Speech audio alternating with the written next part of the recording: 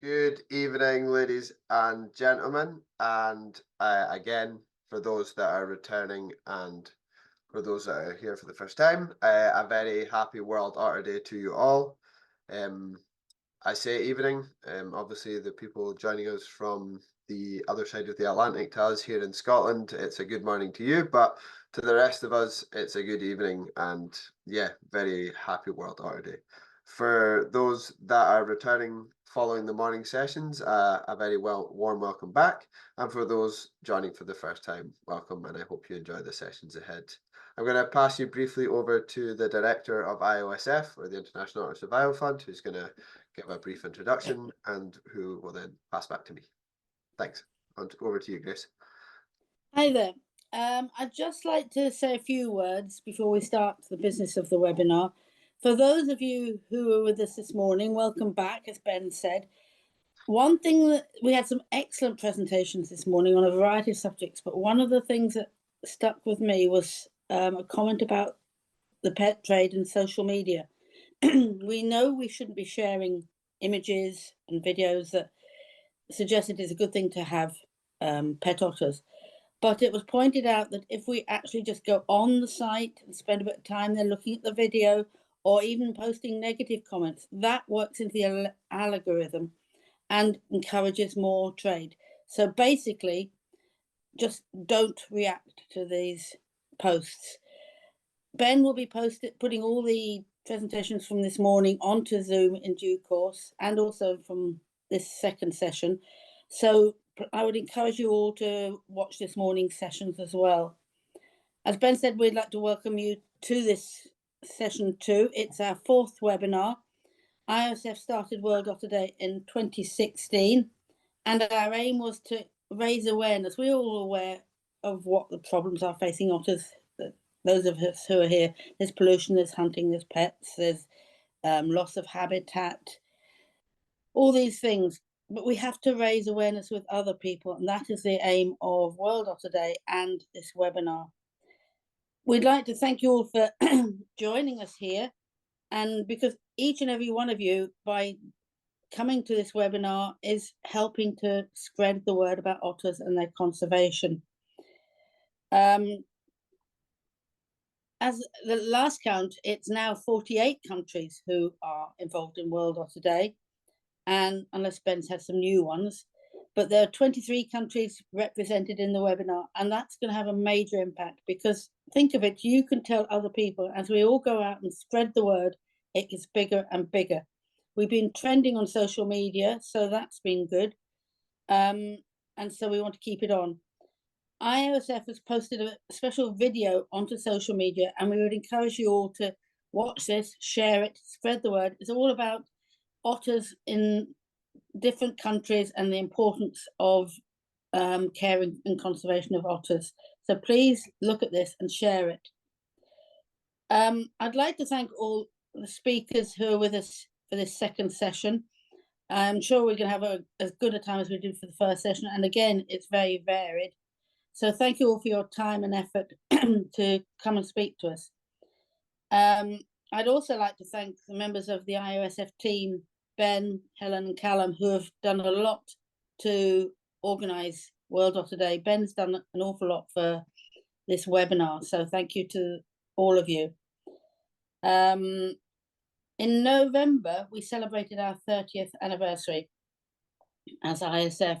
We're not a huge organisation, but with the support of all of you and all people who follow IOSF, we have our massive team all working together for otter conservation. So I'd like to thank you, and I look forward to hearing more through this webinar, and I'll pass you back to Ben. Thanks, Jason. Thanks for the introduction. I'll probably repeat a little bit of what you said in terms of greeting and with delight and pleasure having all you here today to take part in the webinar. And yeah, it's great to have the four speakers we have today. Unfortunately, due to personal reasons, one of our speakers, Chris Shepherd, had to pull out at the last minute, but we are still delighted to have the four speakers that we do have. As many of you will know, there are two different webinars that take place over the day. That we have based on UK time, we have a morning session, which is more focused on kind of the Asian side and of the globe, mainly due to time zones. And then we have this evening session, which has representatives from the Americas and also from Africa. And it's a great pleasure to have the variety and expertise joining us today. So just a little bit of housekeeping for those that didn't attend the morning ones. If you have any questions, due to this being the Zoom webinar format, if you do have any questions for any of our speakers, please feel free to use the chat and questions and answers box, and I'll ask them following their presentations. And at the end of all the presentations, we'll also have a little bit of time to share any final thoughts or any further questions that might crop up in your mind during our webinar today. So yeah, feel free to ask any questions to any of the speakers and also to myself, and we will answer as best as we can. For this afternoon's session, we are delighted to be joined by a further amount of otter experts. Will be offered the presentations by and presentations from the following. So we have Benjamin Bureau, I'm hoping I pronounced that right, on the presence of the spotted-necked otter in Lékédi Park and through Gabon. We have Caroline Leuchtenberger at Projeto Ariranhas, again, I hope I pronounced that correctly, on their work with giant otters. We have Miguel Maldonado from the Okapia in Mexico on otters and their conservation in Morelos in Mexico. And last by no means least, we have Louise Wilson of Canine Conservancy on the benefits of working with dogs in otter and wildlife conservation. As mentioned, unfortunately, due to personal reasons, Chris Shepherd can no longer make it, but we have 4 fantastic speakers. Before I pass over to our first speaker, Grace actually mentioned the video that we've shared on social media. It's a small 1.5-minute video, which is kind of, we want to use as kind of a metaphor for the global efforts that we are having towards otter conservation. So we asked loads of different people from around the world to say the word otter in their own respective language. Just looking down the attendees here today. Hi, William Mingomo, who's here today listening in. He was one of the people involved. So I'm just going to show you that short video before I pass over to our first speaker and introduce him. So I hope you enjoy the video. My colleague Callum spent a lot of time putting it together and hopefully represents exactly what we're trying to achieve here today, as well as across the world on a daily basis. So please enjoy. Otters need your help!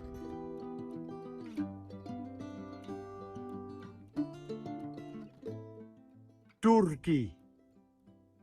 Pisimadi. Dore. Las nutrias necesitan tu ayuda.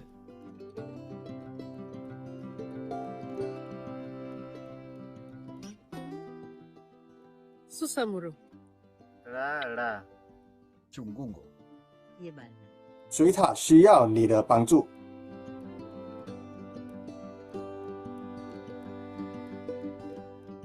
Carazo. Podem, Rayo. Fish otter. as lontras precisam da sua ajuda.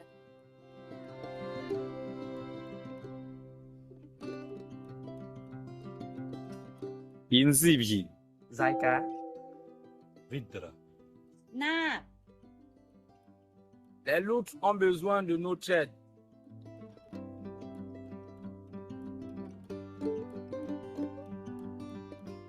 Pani odha. Udbina. Onkodol kobad. Let's help otters together!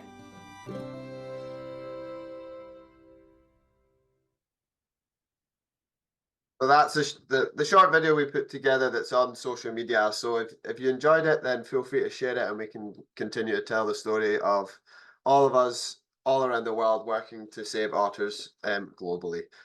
So without further ado, I'm sure you would like to start listening to our amazing speakers today and the 4 speakers we have. So our first speaker is going to be Benjamin Bureau, who is presenting on the presence of spotted-necked otters in Lékédi Park and through Gabon. Just a small introduction to Benjamin himself. Benjamin is a biodiversity lover who seeks to understand how all aspects interact on different scales. After 3 years of documenting the wildlife of the Lékédi Park, he is pleased to share some discoveries he and his co-workers have made regarding the presence of the spotted-necked otter in a partially anthropized area. Benjamin, I would like to pass over to you for your presentation, and once again, thank you for joining us today. Thanks, Ben. Hi, everyone. I will just share my screen so you can see the presentation. So here it is. Perfect, we can see that. Thank you. Okay. So hi, everyone. Thanks for giving me a voice. I will present you our work about the presence of the spotted-necked otter in Gabon. This has been made with Jeff Ossele. We are both ecologists for the Lékédi Biodiversity Foundation. So about the spotted-necked otter, it is important to specify that it's an elusive species, meaning that it is not easy to spot in its natural habitat. As the smallest African otter, it doesn't help us in that way either. Locally, its role in Gabonese ecosystems is poorly known, but it may have a key diet to regulate invasive fish species. Such as you can see on the pictures, the tilapia is very common in Gabon lakes, and it's an invasive species, also used for fish farming. So for those who don't know Gabon, it's a Central African country. It shares its border with Equatorial Guinea, with the Cameroon up north, and the Republic of the Congo. Half of the country is above the equatorial line, and half is underneath. It has a strong diversity of ecosystems, from primary forests to savannas and mangroves. However, we don't know much about their biodiversity. About the Gabonese people, by their hunting and picking and fishing traditions, they always have been part of their natural systems. There is a low human density across the country, and it explains the poor human prints on natural Gabonese systems. However, the increase of resources exploitation these last decades is raising new threats. On the map you can see here, it's from the GBIF database. Every dot you see are from spotted-necked otters observations, and where you have 4 of it in the southeast Gabon, it's where is the Lékédi Park. Let's take a look at the Lékédi Park. It's a 14,000 acres protected area managed by the Lékédi Biodiversity Foundation. Its first purpose 30 years ago was to be a hunting and fish farming reserve. It then has become a fauna sanctuary 15 years ago. Its management and funding system is private, which helped making it become an important Gabonese biodiversity study area since 2021. On the map here, you see many lakes mentioned, except for Kubanyaga Lake right there. They are all artificial lakes made up to build roads upon rivers. Now, regarding the direct observations of the spotted-necked otter we made, 8 of it have been documented since 2021. By documented, we mean that we managed to get a record, a picture, or a video of the observed individuals. And what we call a direct observation is when you are able to locate by time and space an individual by hearing or seeing it. Out of the park, only 1 observation has been made, pictured, and published on the iNaturalist website in Northeast Gabon by Xavier Ruffret, which works for a biotop company, and it was in a large river. Every direct observation could be documented thanks to the behavior of otters in open areas, as individuals were swimming, fishing, or playing. Here you can see on the first pictures 3 individuals playing. On the second one, it was an individual fishing in a fishing farm pool. And the last pictures is a screen print of the observation published by Xavier Ruffret on iNaturalist website. Since 2021, 18 direct observations could be made. This time, such kind of observation are based on footprints, feces, or burrows. In our case, it's only about footprints. Such observations suggest that otters might have a wider distribution than expected in the park. And across the country, several indirect observations may be done without being verified. On the picture, you can see footprints of a spotted-necked otter. And what helped us to recognize it is the star shape here, you can see, because of the linked fingers. It cannot be mistaken with any other species in a local equatorial forest. Unfortunately, we don't know much about the relation between humans and otters in Gabon. We can only assume that the species benefit from certain human activities, such as fish farming or the creation of artificial lakes. However, this could also raise new threats to the species.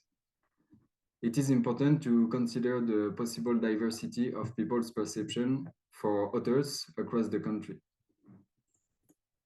Indeed, in Gabon, many ethnicities coexist with their own traditions and beliefs. It plays an important part to their perception of many species. There is also a gap between older generations' perceptions and the young generation one. Indeed, old hunters are known to have a deep consideration for their environment, while newest generations grew up with more financial concerns. The perceptions are constantly evolving through people experiences and realities. It therefore is important to encourage and share our understandings of the species value for humans. As told before, the increase of human development and natural resources exploitation are becoming a primary threat to natural systems and so to otters. However, other threats deserve our awareness, such as coal panning activities that destroy streams and small rivers, or the increase of invasive plants across the country. As the spotted-necked otter seems to benefit from certain anthropized area, their degradation could pose a threat when collapsing. Hunting and fishing traditions have so far a small impact on otters' populations in Gabon. However, indirect consequences due to the ecosystemic balance may become a threat to them at some point. Here on the picture, you can see my colleague Jeff, who is noticing the impact of gold panning activities in a stream of the Lékédi Park. In Gabonese ecosystems, the spotted-necked otter fulfill multiple roles. Trophic relations and overlap with other species is a good start to understand it. Otters preying on fish in artificial lakes are facing the slender-snouted crocodile as a competitor. Otters preying on crustaceans in rocky streams might face food competition with the otter shrew. And as many carnivorous species prey on amphibians, otters are also in competition with dwarf crocodile, marsh mongoose, and many species of snakes and birds in a majority of systems. Yet, we do not know if some of these species are fulfilling a similar role than otters, but in different systems, or if there is a real competition. Unfortunately, you know it, in ecology, bringing an answer is always raising more questions. On the picture on the left, you can see a slender snouted crocodile. In the middle, it's a drawing of the otter shrew. And on the right, a dwarf crocodile.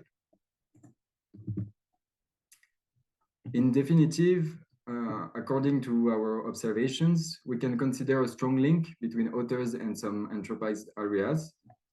It is essential to consider that it's easier to observe otters in open systems, but it doesn't mean that they visit it more often. Bibliography describes various habits of the species through the continent. So it seems that the context matters a lot to explain the ecosystemic role of the spotted-necked otter and the threats it is facing across the whole continent. Thanks to some of our indirect observations, some footprints suggest that individuals could get across land and forest instead of staying along rivers and streams. On the pictures, you have an example, the upper picture, you have an example of a former fishing farm pool. And in the second pictures, you can see right there an artificial lake and also former fish farming pools, which benefit from the otters. Finally, we need to improve our efforts to know better the distribution and role of the species across the country, as it could be a valuable indicator of natural systems health. Our results, compared with bibliography, shows the importance of local context. But what about the Congo clawless otter? It is very likely to be present in Gabon, and it should be noted that knowing its presence and role in local systems would be as valuable as for the spotted-necked otters. Thanks to the IOSF, value has been given to the locally collected data. As they support the overall knowledge on otter species, they encourage our efforts to study it and to consider the traditional habits and knowledge on otters. We value their support and thank them for giving us a voice today. I thank you for your attention, and if you have any question, I would be glad to answer it. Thanks, Benjamin. Thank you so much for sharing your work and the current status and potential threats of otters, spotted-necked otters, and probably Congo clawless otters, seeing as you mentioned it in the country. It's interesting. I find it interesting that you mentioned that the different sort of generational differences in terms of the older generation maybe had more care towards the environment, whereas maybe the younger generation don't. I find that quite an interesting observation that you have. Yeah, it is quite surprising because it's from, I think it's very specific to the Gabon, the Gabonese traditions about the hunting and the availability of the different meat, which makes the otter be simply not interesting enough for the hunters, because it's very elusive, tough to observe, and even tougher to hunt. That makes sense. I have a question from Patricio Mendes, who has said, you have classified the habitat of the otter rivers or lake. I think they're asking, do you find the spotted-necked otter more in the rivers or in the lakes? Actually, we can't really be sure because we observe it more easily in lakes, as it is really open. But if we based our analysis on footprints, rivers would be the same than lakes. So yeah, it's hard to tell at this moment. Yeah, it's very too early to tell. Yeah, definitely. And I know in terms of your habitat, I think I remember you saying to me that Lékédi, is that how you pronounce it? Lékédi? Yeah. It's quite a large area and there's not many sort of people that live inside of it. Is it under any sort of threat of sort of constructions? I know some other neighboring countries of Gabon have sort of large mines and things like that. Is that something that Gabon is potentially under the threat of? Yeah, it could be. Actually, it's more about the exploitation of the wood and mining resources. Yeah. Because what can be also a threat is the old dams that have been built and that could collapse because of a lack of sustainability. Yeah. And when you work with local communities or alongside local communities, is there a good knowledge of otters? Are they aware of them, or as you mentioned, they're quite elusive? So, are the local communities aware of their presence, and can they help with sightings and things like that? I can't really tell because I haven't got the chance to speak to many communities. I had many missions and really based in the Lékédi Park, so it was not so social as a matter of investigation. But all I could tell is that there might be lots of people who don't know that otters exist. Yeah. And it might be only stories because their grandfather told them they have seen like something like this in the forest once, but they might mistaken it by shape with a mongoose. Yeah, yeah, absolutely. So within the park itself, are they probably likely to not have too much conflict in terms of there won't be many people in there, so they should be okay, relatively okay. Yeah, that's the advantage, but the park is facing the same issue as I said before about the dam collapsing. It happened in the last 3 years, and there was also lots of illegal gold panning activities. Yeah, I can understand that. If anyone has any questions for Benjamin, then please put them up, and we'll give you a few more seconds, and then yeah, we can ask him following the other presentations if there's anything left. So if you have anything, I'm sure Benjamin will be happy to answer later on too. Sure. Thank you, Benjamin. Thank you so much for your time, and thanks for enlightening us on the current status of otters in Gabon. Thank you. Thank you. So I will look to passing over to our second presenter, who comes from the other side of the Atlantic in Brazil. It's Caroline Leuchtenberger of Projeto Ariranhas. Again, Caroline, I apologize if I pronounced any of that wrong. Who's going to be presenting on their work with the giant otter in Brazil. So I'll just give a brief introduction to Caroline herself and to the project, and then I'll let her take over. So Caroline is a biologist with a PhD in ecology and a professor at the Federal I'll let you pronounce that one, Institute in Brazil.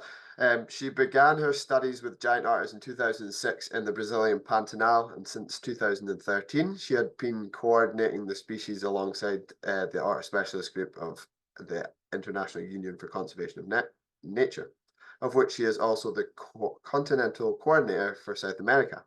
In 2019, Caroline founded the Giant Otter Project, and in 2020, she established the Giant Otter Conservation Fund NGO with her team, of which she is president.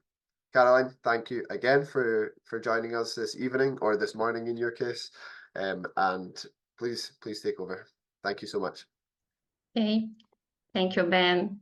My name is a bit difficult, even my institute also. So thank you for the invitation to be here and to talk a bit about what we are doing in Brazil, especially to improve the conservation of the giant otter. So I'm going to share my screen.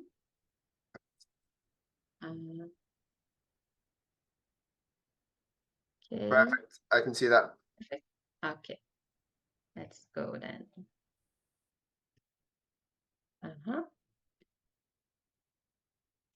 So, as Ben mentioned, I'm professor at the Instituto Federal Farroupilha, is a education and research institute in Brazil.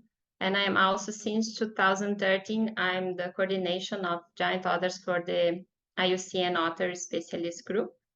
And in the few past years, I'm also coordinating with Gonzalo Medina from Chile, the continental coordination of the IUCN Otter Specialist Group. So now I'm going to present to you a bit first about the species and then what we are doing to improve its conservation. So just to highlight some important threats about giant otters. Giant otters are the world's largest otter. It is one of the most social species within the group too.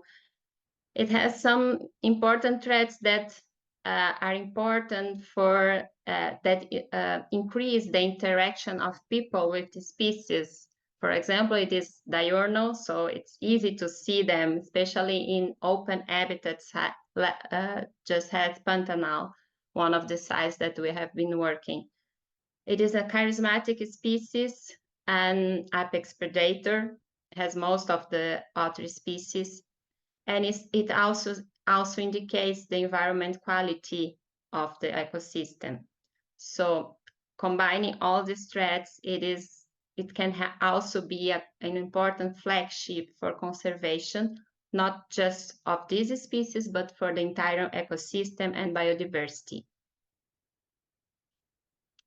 So the past main threats for the species were the illegal trade for pelt, and which has exterminated most of the population and declined, most of the range has declined, and for more than 40% of the historical range has declined. And nowadays, as you can see in this map, we have giant otters in this red shadow that include the Pantanal, and also the Pantanal, let me point here. Pantanal is around here, and the Amazon around here. So it is endemic from South America, and it is endangered.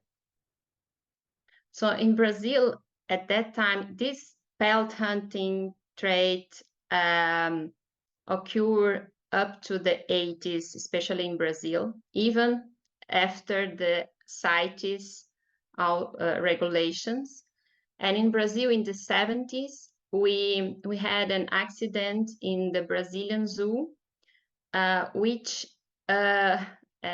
increased the persecution and also the negative perception of people about the species. And nowadays, many people still remember about this accident, which was about a kid that followed into the enclosure of the giant otters, and the person that tried to save this kid died days after because of the injuries.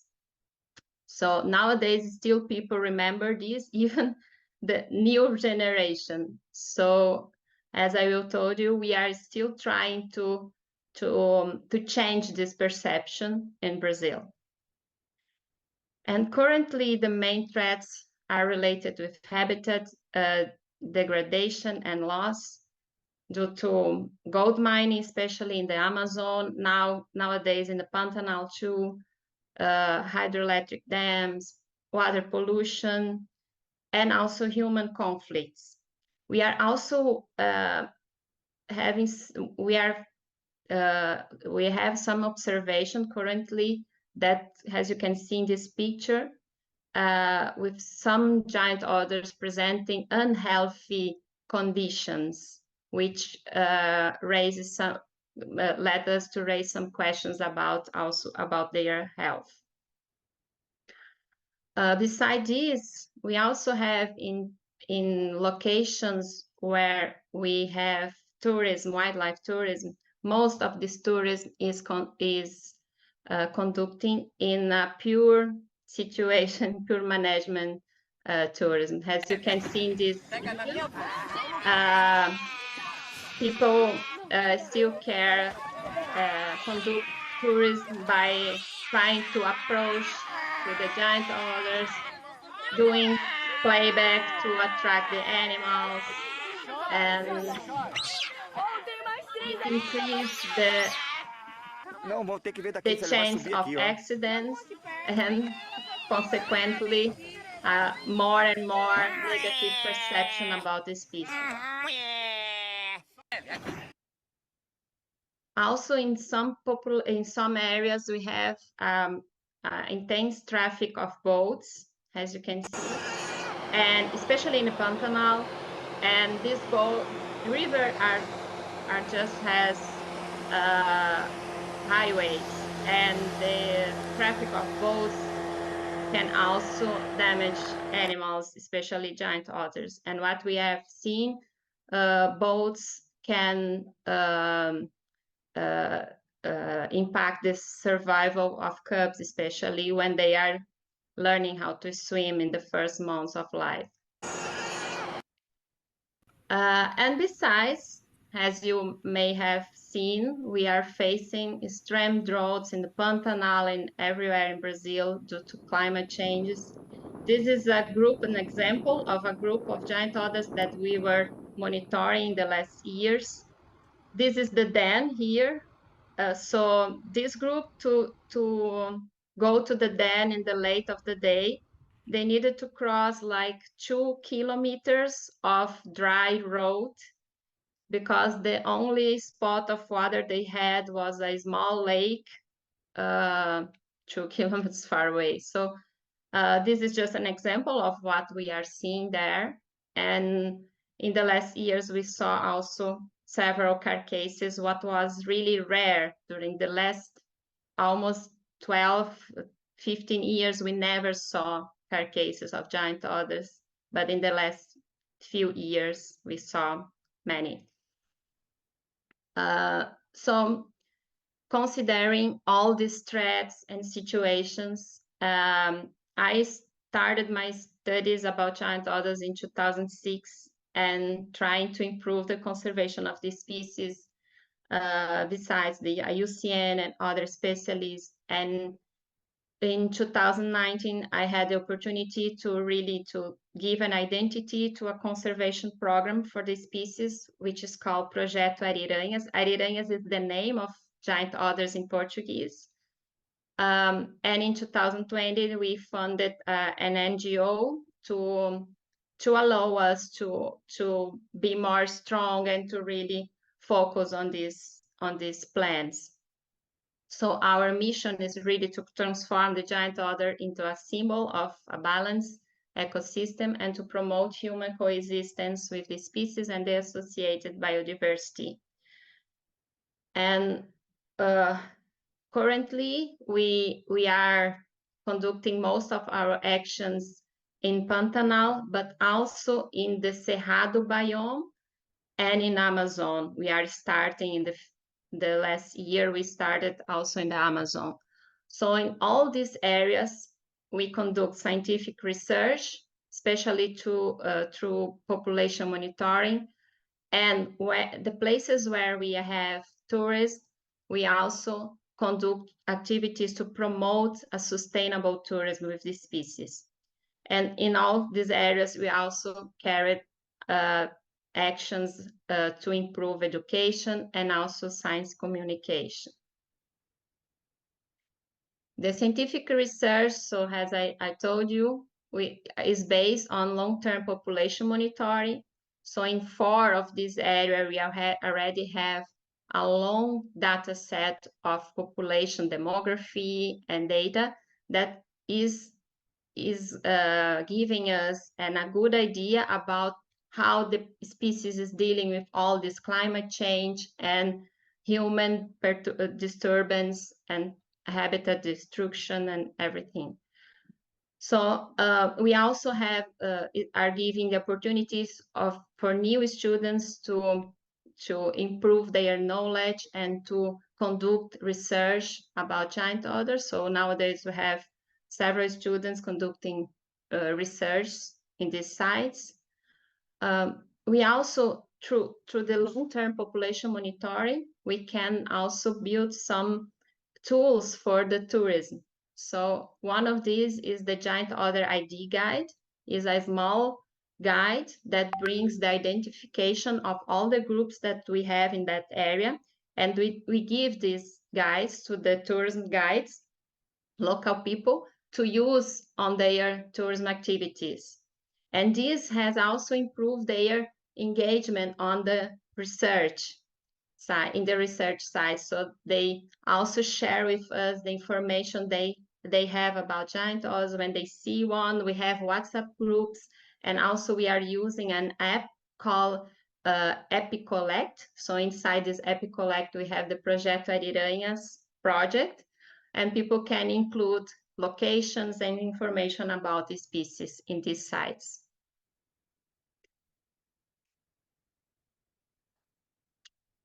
So the population monitoring that we conduct in these sites is based on, especially on visual observation and also the search of active traces like latrines and dens.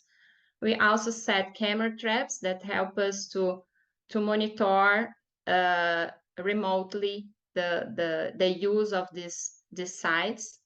And we also had in the past, we conducted radio telemetry with some groups, but nowadays we're not conducting telemetry anymore.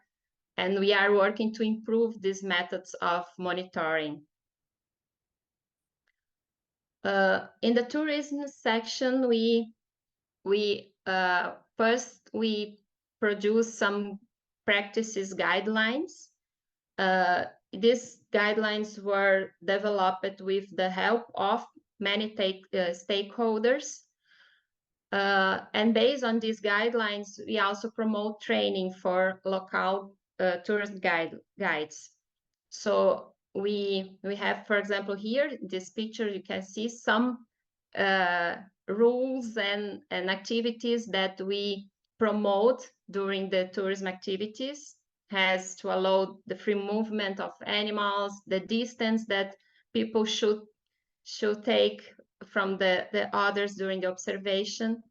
And until now, we have more than 300 tourism guides that were trained, and all of them are really engaged on helping us to promote a better tourism with the species. The next step will be to certificate the lodges that have staff that cares about tourism with giant otters, following these guidelines. And during the training, we use behavioral and sound interpretation to teach them how they can interpret the behavior of giant otters during the observation, and how this can help them to decide how far or not they can go, they can move, the behavior of their selves during the observation. And here we have just an example of one of the areas where we are conducting this training and population monitoring. This area especially is an area with where jaguar safari is the hot spot tourism activity. So it's difficult to engage guides on giant otters observation, because their main income is to conduct jaguar safari. So we are working year by year to have their attention for giant otters too, because otherwise they are just crossing the area in high speed looking for jaguars, and they don't care about giant otters. So in the last years, we have seen more and more boats stopping to see giant otters, and they ask us for information. And the guides also have more information to give to the tourists. So it's like a circle of changing, you know, of behavior changing is happening there. Education science communication we conduct by promoting the image of the species. This is for all the public, including kids and adults. So we produce informative material for kids, for example, kids storybooks, and also in social media, we produce some content that directly to kids. In person, we visit schools, local schools, and promote some events to engage the communities using all this material we produce, and also engaging them in producing information. And we also use social media in several ways to promote the image of the species. So, and our vision for sure is that this example of activities that we are conducting these sites can be escalated to other sites too, for sure, regarding the threats of the stakeholders and the threats of these areas. But we hope that we can see this happening and improving the engagement of communities and the coexistence of humans with giant otters all over the range of the species. So I thank all the sponsors and partners we have to make all these actions happen. And this is our Instagram and website, and here is my my email contact for all of you. So thank you, and I'm open for questions. Thank you so much, Caroline. Thank you for that. If anyone has any questions, just please feel free to throw them in the Q&A or the chat boxes. What I actually found really interesting was, especially following Benjamin's presentation, when you talked about threats, it was actually more or less exactly the same, and down to gold mining and that. So even though you're in entirely different countries and entirely different parts of the world and different cultures, it's very similar threats, which was quite interesting, I felt.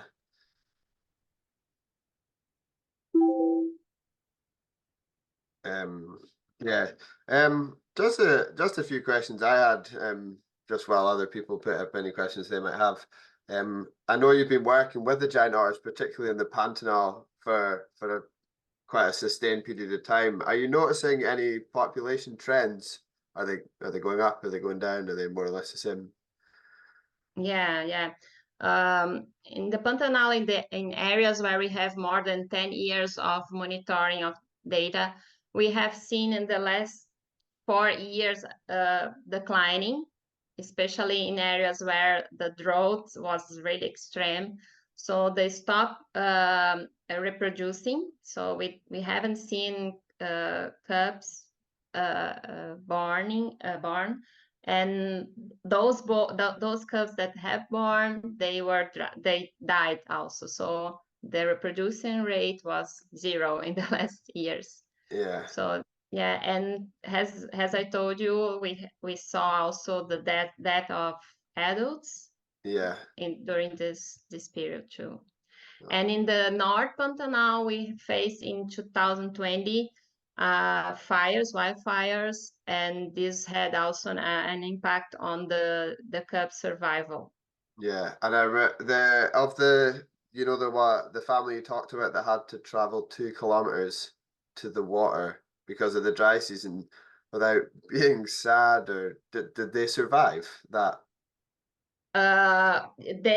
We saw at the end of the dry season, we saw just one of the couple. Yeah. Probably they died. Yeah. And what we have tried to do is to manage these animals to safe areas, but it's really hard because in the river the density of the population is high too. So if we put they there, they probably will fight, and we are creating a new problem too. So it's hard, yeah.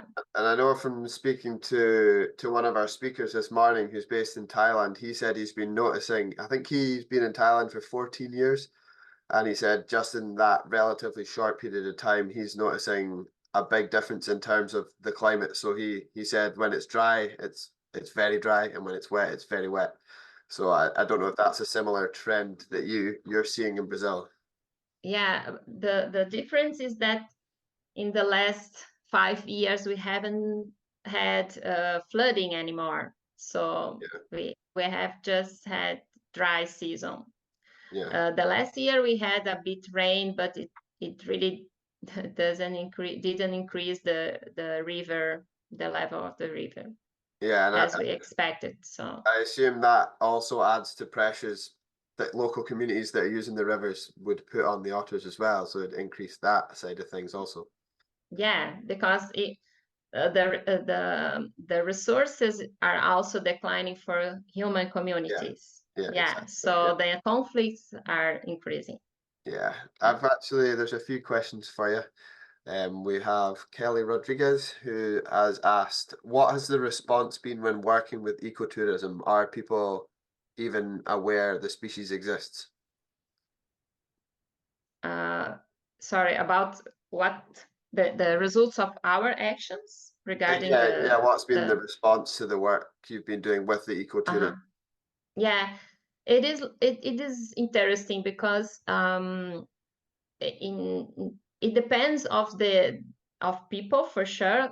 Every individual has his own response. So some people really engage and come close to us and really are happy to help and to change. their own behavior. But in this group, we also have people that don't care about, and they will still doing what they believe. But in a large scale, what we have seen is, as I show you, people are really trying to change their behavior, and they are more aware about the species and about the importance of the species for the tourism. We also work besides with the tourists, bringing to them more information, so they also ask for the guides more information about the species.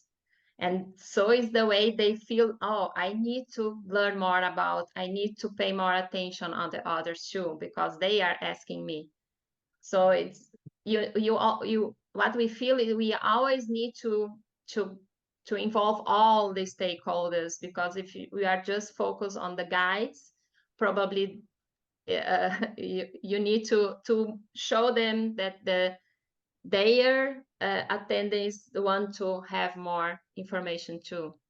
Yeah, definitely. Yeah. And I think it's important that by working in a sustainable way, the guides, they won't affect the otter populations. Whereas if they don't, they might make them go down, and then they'll lose their income at the same time. Exactly.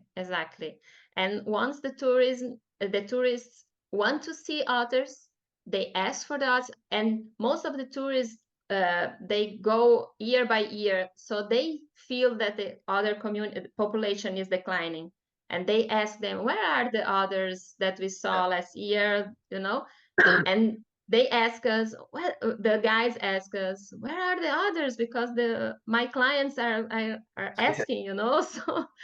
And it's interesting because this is the way we can have their attention for this issue. Yeah, definitely. Patricio Mendez has asked, do they not use telemetry anymore, or do they use another method? Yeah, we are not using telemetry at this moment because first, we don't have a really important question relating to with ecology movement or something that justify the use of telemetry, because telemetry is really expensive to conduct. You need to be in the field for a long time, and we have still some challenges using the telemetry for otters. And for giant otters, the signal range is really low, and this is what I said. We are working to improve this method, maybe using other types of tools, and so. Yeah. William Ngomo, who we know well, works in Tanzania. He said, "Hi, Professor. Congratulations for a nice presentation that contains essential information concerning giant otters. What are the biggest challenges you face in your project?" So the biggest challenge, I think, is to have first the attention of people, to engage people, and second, to have sponsors, because all this what we are doing, we cannot do just in 1 year or in 2. We need to be there every year, every time, because people wait this from us. They wait us for be there. If you are not going the next year, all you've done in the past, it doesn't matter. So this sustainability of the actions, it's hard to keep, because we need to renew the partnerships every year, and conservation takes time. Yeah. We cannot do conservation from today to tomorrow. It takes time. Yeah, definitely. Yeah. I've got one final question for you. You mentioned that you are monitoring giant otters in 3 areas: the Pantanal, the Amazon, and the name of the third one eludes me. Cerrado, yeah. Yeah. Do you notice any differences in terms of behaviors, or is there large differences in the 3 populations? Or are they very similar? Yeah. We have seen some difference in the behavior, especially Amazon groups are more shy. They are more not so used with people, so it's more difficult to to track them, to see them. Yeah.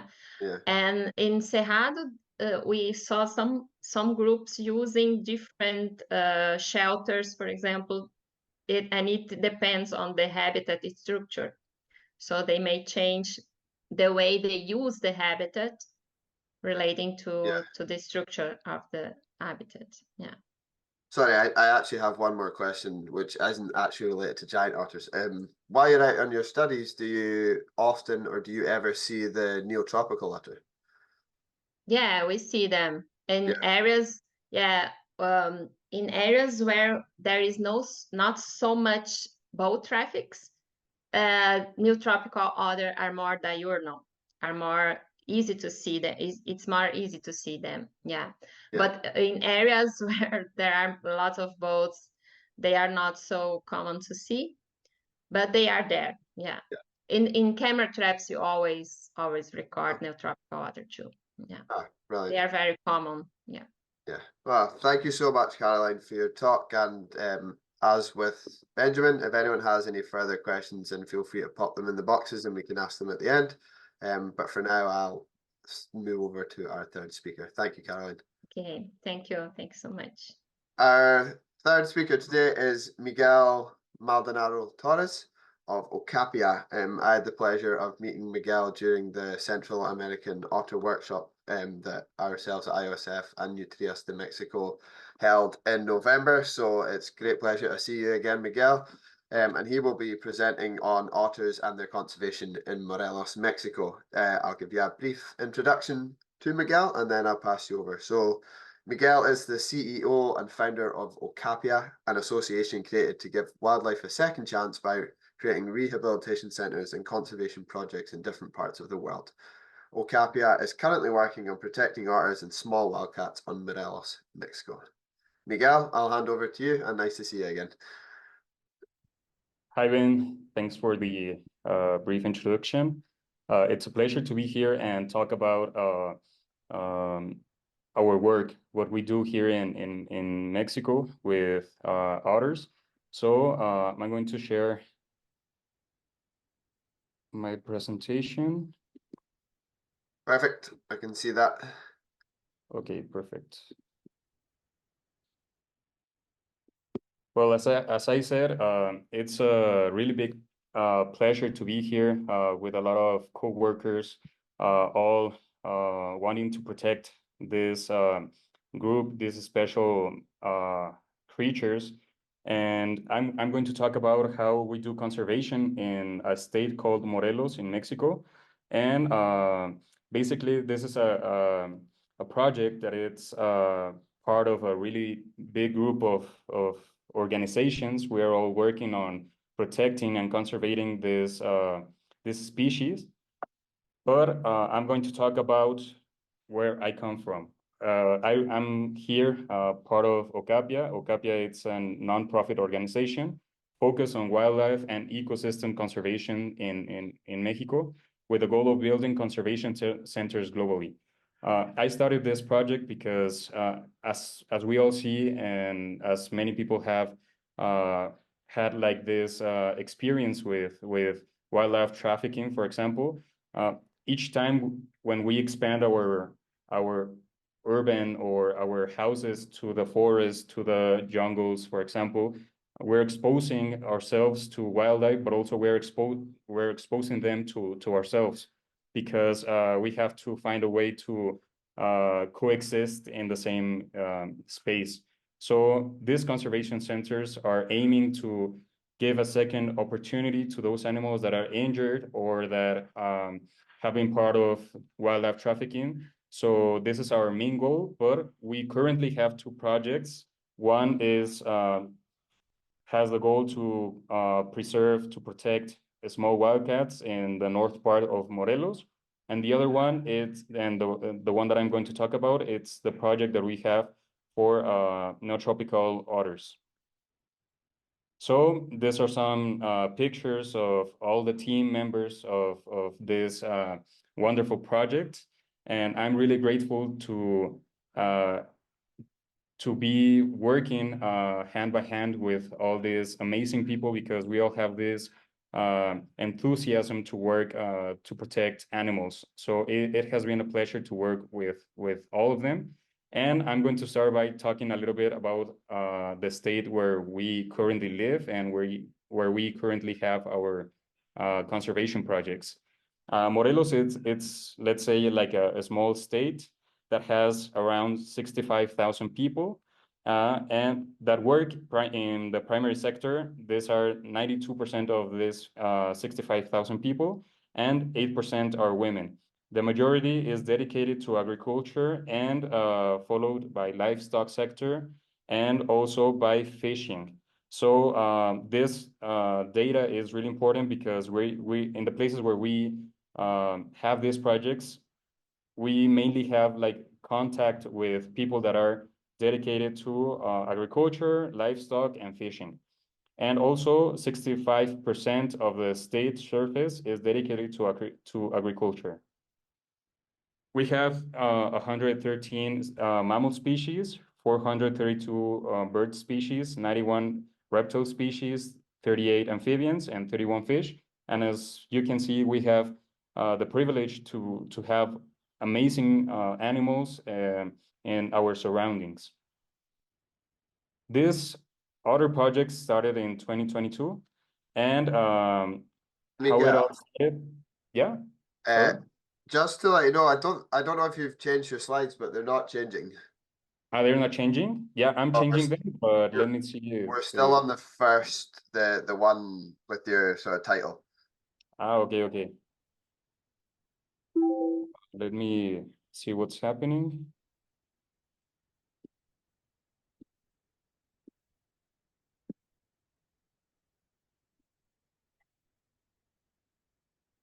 If I change the picture, you can see now the different one? Yeah, I can see that now. Okay, perfect. Thank you. So as I was saying, these are all the persons that are in our project and our collaborators. And also, this is the state where we live in. It's almost in the center of Mexico.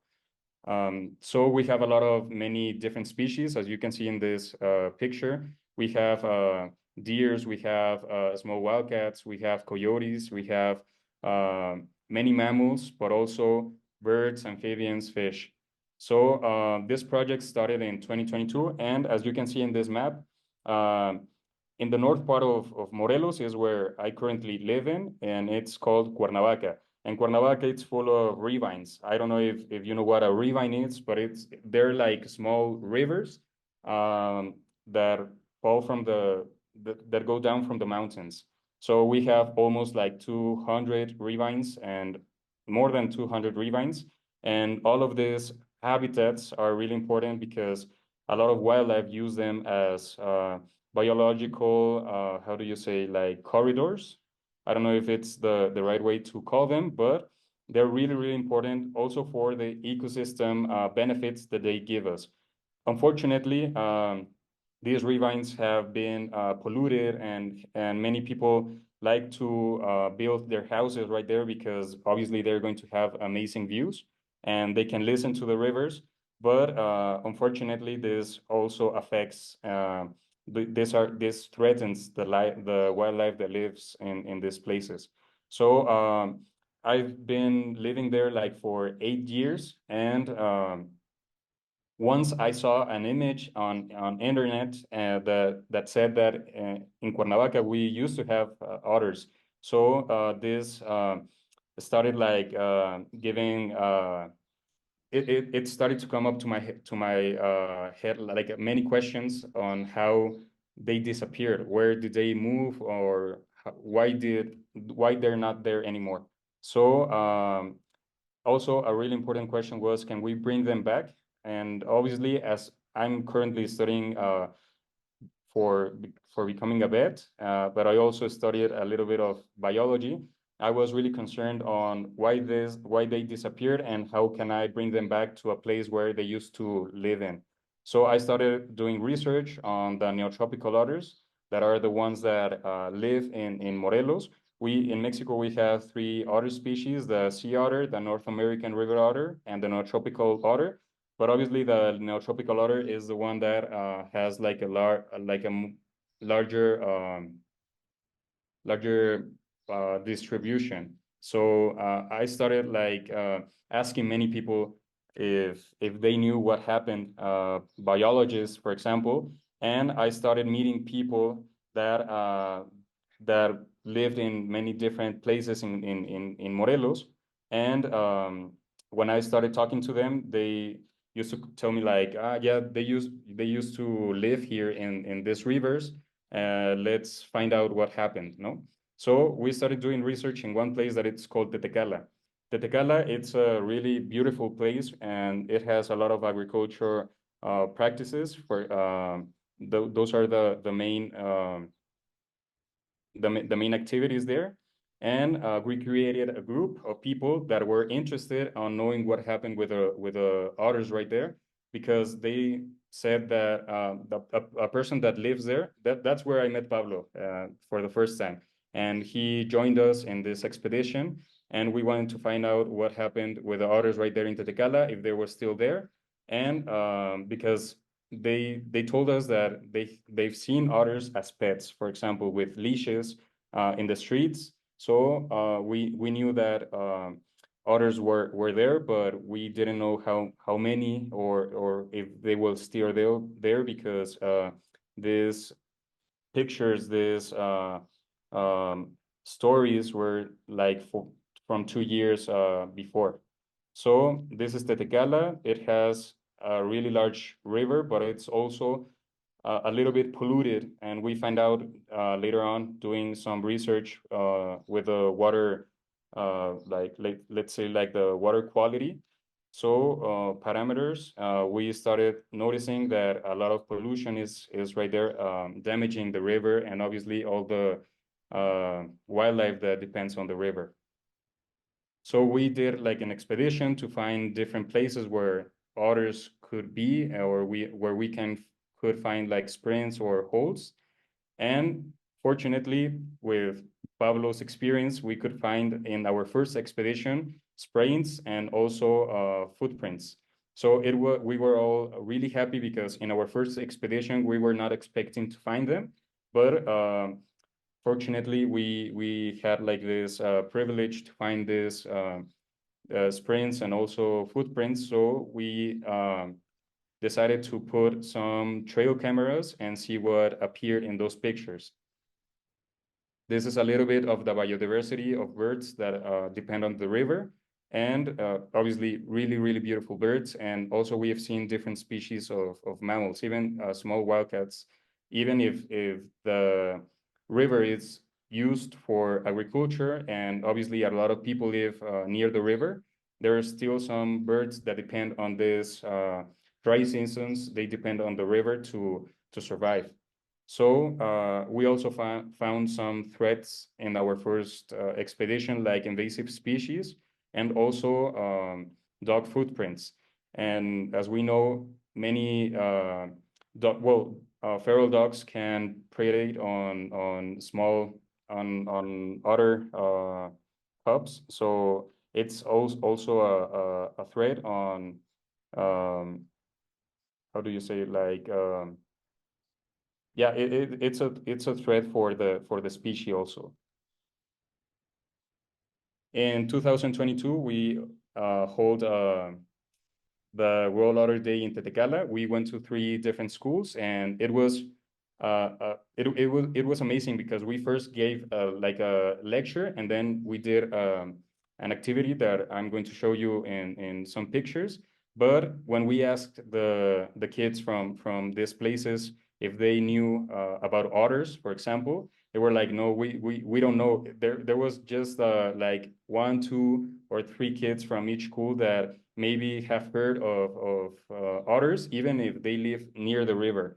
And that was kind of difficult to believe, because it was like, where do you live? Where do you go to when you have free time, for example? But obviously, as we have many conflicts here in Mexico, sometimes they're not able to go out and just have fun without their parents, for example. So many of them didn't know otters until we talked about them. And then we held the World Otter Day. We did a how do you say, like, it was a workshop, but also we asked the kids to elaborate like drawings or costumes, and it was really beautiful to see a lot of people, a lot of kids with their otter costumes, because we knew that that day was going to be in their minds like for many years. So we felt like we did our job, and it helped us to do a lot of more activities right there in Tetecala. So we, with the IOSF financial help, we could buy some stuffed animals, and we gave them as prizes, for example, for the first, second, and third place in each category, for example. And also Pablo gave a lecture that day on otters. So it was a really beautiful day. And later on, we started checking all our trail cameras, but unfortunately we didn't have pictures or videos of otters. And we were really frustrated because in the places where we found sprains or holes, we didn't even get pictures in those places. So we're like, I don't know why they're like camera shy or something, because we were not able to capture them. But we know that they're still there, because each time that we go to Tetecala, we're able to find sprains or holes or footprints, for example. These are some pictures of the workshop that also helped us to connect and collaborate with other people. And then starting from this day, we started some new activities in 2024, and we created a Team Otter that actually had like a specific goal for this year. So we're currently, the plan in this year is to monitor and research in 5 communities in the state of Morelos, distribution, abundance, threats and conflicts, and also ecosystem health. So this is an image from Karen. She is a thesis student and is helping us to do this research and monitoring. And those are the places where she has found some, let's say, sprains or evidence that otters are there. And as you can see, it's more in the west part of Morelos. And we're with research and monitoring, we're going to see why is that happening? Why in the west part of Morelos and not in the east side of Morelos? But also we have found on the east side of Morelos, we were the first group to find it was a footprint. So we know that they're there, but maybe it hasn't been like they haven't done research in those places. We're going to find out in this year. So currently we have 3 places that we're monitoring. We're missing 2 places, and we're going to have them in the next couple of months. But the first one is in Tetecala, where we started our otter project. The next one is in Jantetelco, and the other one is in Puente de Ixtla.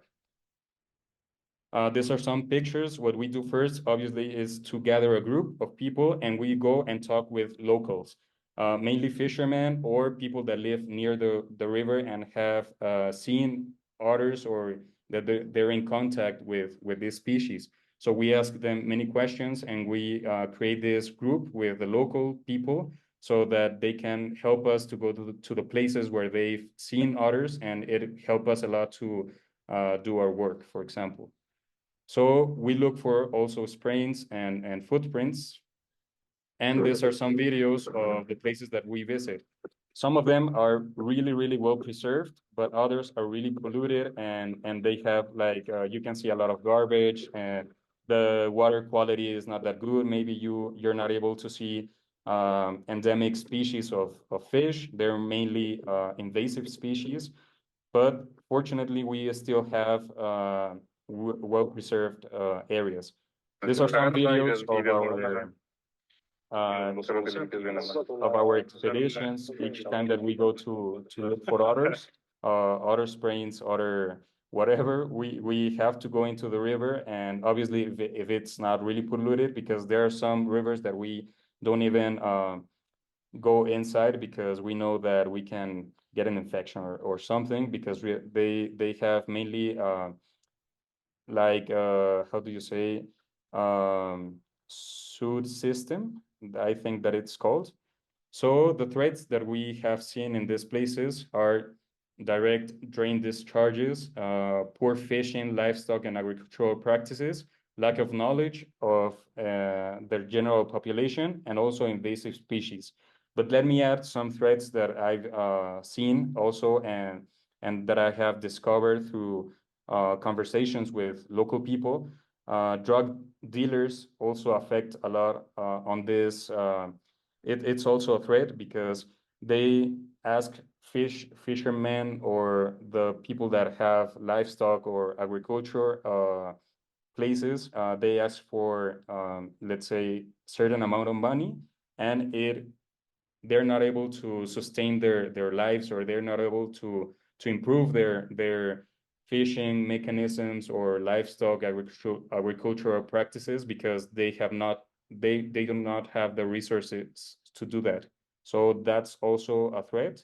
And corruption from the government or also lack of interest in these problems. It's another threat to the species, for the species. These are some of the pictures of the threats. For example, also we've seen a lot of these bullets. That also means that many people go and hunt, and maybe if they see an otter, they're not going to doubt about it, and they're going to kill them. Livestock, invasive species, all these chemicals that they use for their plants and basically for their plants, all of this goes into the river, and it's also really sad to see that they do not use them properly. This is a video. This is the most polluted river that we've seen in these three different places. And as you can see, it has a lot of pollution right there. And in this river, we didn't get inside because obviously it was not really pleasing to see that image. But in that same river, in another part, several months ago, they uploaded a video on Facebook, and we saw that two otters were right there. So this is talking about their resilience. And it's amazing that even if they have a lack of resources, they're still able to survive in these conditions. So what's next in our project? We have to start mitigation of the detected threats, start environmental education programs in local schools, involve communities in the conservation of their resources. But also we have many different ideas, and we want to start with a couple of them this year, and is to give lectures on responsible pet ownership, because we've seen a lot of dogs and cats near the river, and we have seen their footprints. Carry out nurturing campaigns for dogs and cats so we can kind of control the population. Hold a state fair of good livestock and agricultural practices, because the river helps them. They use them for their livestock, for their plants. So if they're able to use them properly and not pollute the water, I think that it's going to help eventually to the otters. Establish environmental education programs, not only in schools, but also in the whole communities. Manage to turn the otters into a symbol of identity. That's our main goal. And continue monitoring with trail cameras and sightings, carry out river cleaning days, connect people with the river, establish ecotourism routes between the different municipalities, because we've seen a lot of wildlife, mainly birds. So we think that an ecotourism route can be really important to have in those places.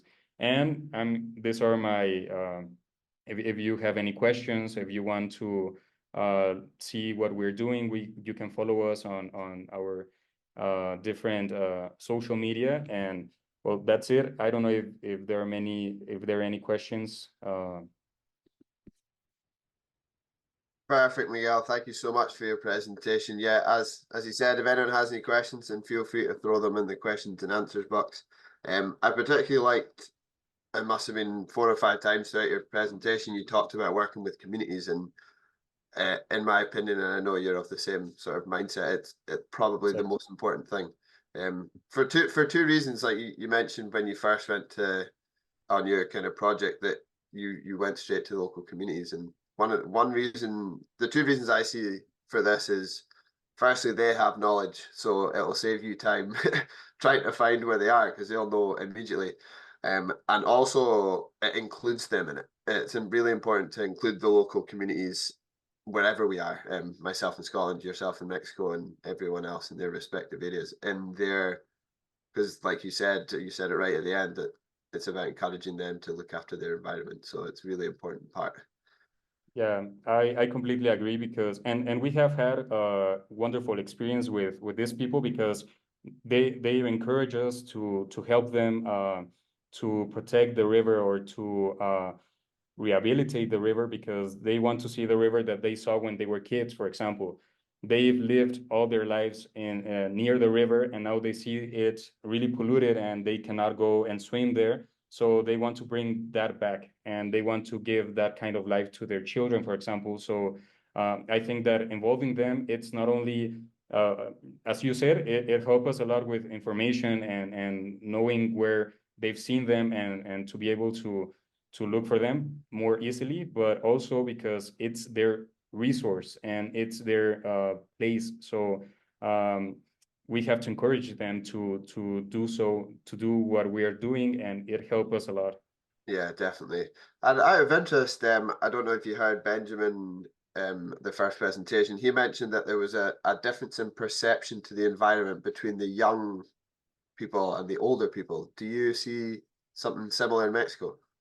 Definitely, because let's say that when I ask my parents what was their connection with nature, obviously they did not have like this image of pollution, of climate change, and all the things that we can see right now.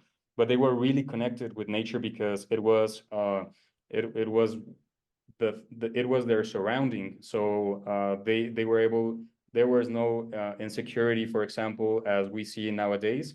So obviously they were able to go to these places with no trouble. But right now it's more difficult because obviously insecurity and pollution, it's not like available anymore, those clean spaces where they can go and do some activities. So the places where we go, even if the river it's besides the school or the forest it's besides the school, many students don't have even visited those places. Yeah. And it's really sad, but also it's kind of our goal to be able to connect again the next generations with the things that they have in their surroundings. Yeah, definitely. And I think with yourself, you're quite young, and the photo you had looks like the rest of your group and the Team Otter is young. So Exactly. with yourselves and then working with children, then hopefully we can kind of turn that tide and get them back and reconnected with nature. Yeah, hopefully. Obviously, it to be young has its challenges because we don't have the experience, Yeah. but we're finding a way of creating different projects and to be able to help this beautiful project so that it can sustain itself. But well, it's a pleasure to work with all of my teammates. Yeah, definitely. And just the final thing for me is at the end you mentioned everything that you want to achieve, and they weren't necessarily all related to otters. There was a lot about cats and dogs and agriculture and stuff, but it's kind of that jigsaw, isn't it? That you do that, and in terms, especially with agriculture, you mentioned it. Like you might never need to say the word otter, but by working and improving agricultural practices, eventually it'll trickle down and benefit otters and all the birds and everything else you mentioned too. Yeah, exactly. It's something that we're learning in vet school, for example, and nowadays we have heard of One Health, right? So Yeah. we have to look for environmental health, for population health, and for animal health, and because it's all related. So when we help people to have better livestock and agricultural practices, eventually that's going to help to have better, let's say, less polluted rivers, because that's why they live right there and they have their practices near the river because they depend on it. So if they use a lot of chemicals and those chemicals going again into the river, that's going to affect the otters. So I like to see it as a whole, not just to look. We're not just protecting otters; we are protecting the river because we cannot protect one or another. They're like related. Exactly. Yeah, it's all connected. It's all connected. Brilliant, Miguel. Thank you so much for your time. And again, if anyone has any questions for Miguel, then please fire them in and ask him then after the final presentation. Thanks, Miguel. Thank you very much. So our final presentation for the day, and last but no means least, is Louise Wilson, who is part of Canine Conservancy. So just a brief introduction to Louise and her presentation. So she's going to be talking about the benefits of working with dogs in otter and wildlife conservation. So just a little introduction to her, and I'm sure she'll give more information after that. But Louise has over 20 years of domestic and international experience as a dog handler, trainer, instructor, and project manager. She is the founder of Conservation Canine Consultancy and now has over 15 years experience in the use of detection dogs for conservation and ecology. Prior to this, Louise trained and handled hundreds of dogs in various specialist disciplines, including explosive detection, live body detection, cash, tobacco, and drug detection. She has worked for agencies as diverse as UK Border Patrol, police forces, both in the UK and abroad, HMRC, and training standards.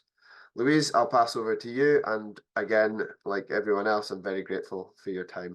Thank you. Thank you so much for that introduction. I really appreciate it. You have to forgive me today. I'm a bit puffy. I've had to lay to rest one of my veteran conservation dogs, and so I do apologise. I'm a little bit emotional, so I'll try and get through this okay. So let me share my screen and hopefully we can get started. Okay.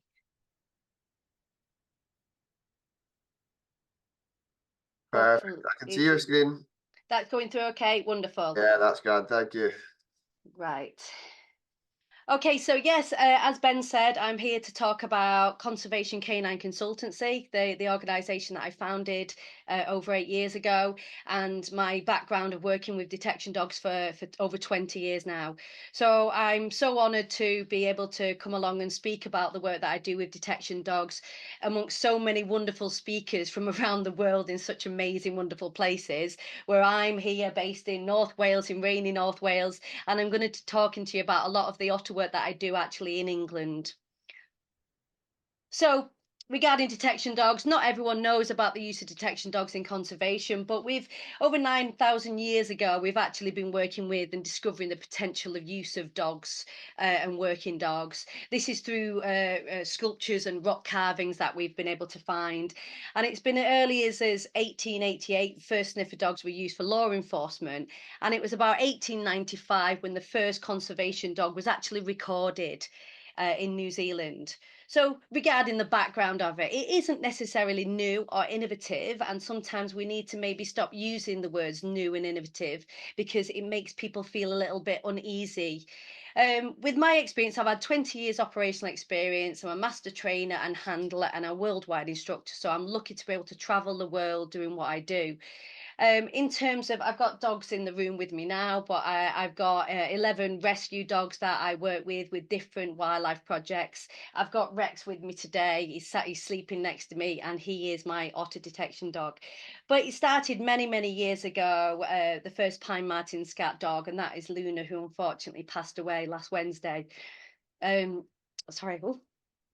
And I did that, and she was one of the first Pine Marten scat dogs here in the UK. And then I've done a dormouse nest pilot study many years ago, a great crested newt detection dog, and also Luna was trained in that. But the unfortunate thing is, every time she was near water, she wanted to dive in, and that's why she didn't get worked on a project such as otter detection either. I did mice entry and exit point detection in the UK, and then I've worked with bat and bird carcass detection dogs for many years. I've got a hedgehog detection dog. A lot of the work that I do now is water vole detection and otter sprint and otter halt detection. And I've got projects coming on such as beaver detection. We've got pool frog detection projects. We've got a mink detection dog, and we do rodent detection for biosecurity, such as vessel searches for vessels that are going out to South Georgia. And I'm also involved with wildlife crime with police organisations here in the UK. And I've been involved with worldwide international large carnivore detection, such as cheetah, scat and bear, and lots of other projects. But I won't go into detail with that. A lot of people say, so who employs you? Do I do everything volunteer? Obviously, with 11 dogs and the cost that comes with that, obviously I can't do everything volunteer. I do a lot of voluntary work, but a lot of the agencies that employ me or hire me and my dogs, they can be Wildlife Trust. We work for British Antarctic Survey, South Atlantic Detection Dogs over in Falklands, Atkins, which is a ecology consultancy over here. I've been able to work in the States with Working Dogs Conservation, with Skylos Ecology, with lots of different organisations, whether it's in Italy, Switzerland, the States, as well as Africa. So the ethical obligations, so I know I'm going to talk mostly about my otter detection work, but we need to really think about the ethical obligations with regards to training. I don't want people to think, right, I can train my dog to help me with otter detection and go out with all pet dogs trying it, because that is something we really need to be responsible and not be doing. The work that we do, it's a positive association, so we need to make sure the dogs feel really positive around their target odor. And a lot of the training that I do, I base it on the same training that I would do for my explosive search dogs.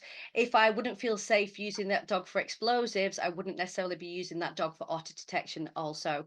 Reward motivated. So my dog is not using its predatory behavior to find any of the animals that it's trained to find, or any of the animal poo or carcasses.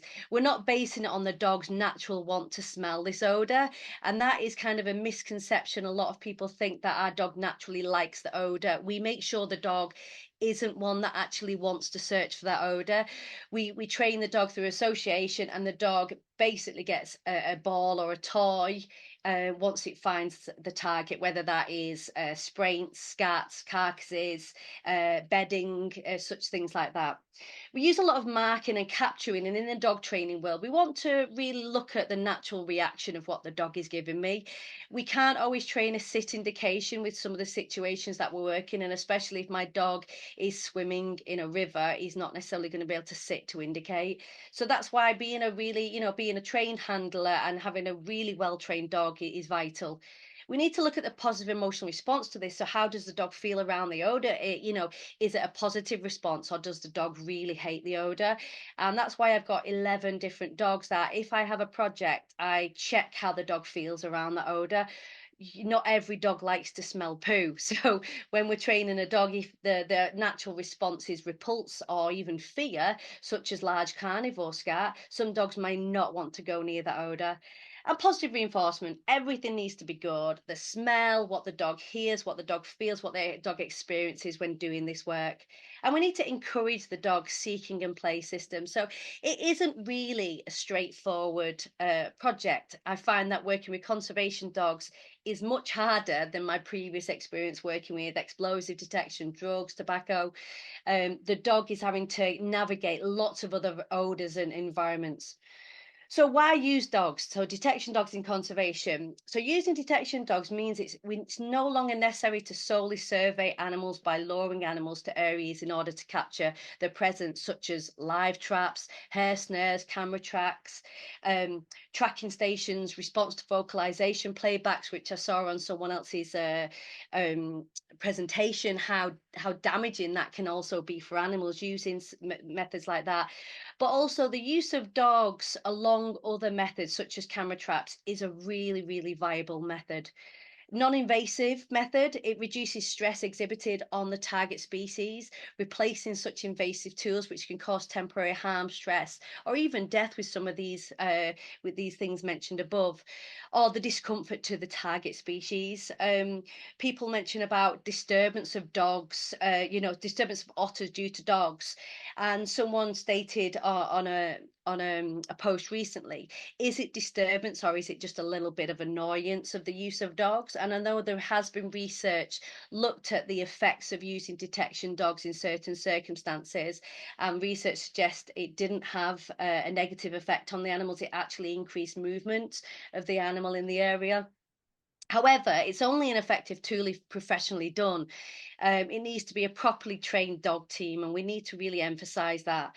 High operating standards are required to ensure the method is used safely and effectively, especially when people think of the use of, say, an otter dog, they instantly come thinking about hunting dogs, and our dogs are not hunting at all. A lot of the time they're looking for their poo, they're looking for remains of the odor, and data. It helps collect data, and all they want in return is a tennis ball. So conservation dogs can cover really large areas faster. So this is why when we're using dogs, why use dogs? Because they can cover a much larger area in such a fast time. They can help species monitoring out of normal survey season. That can work with other species that we're surveying.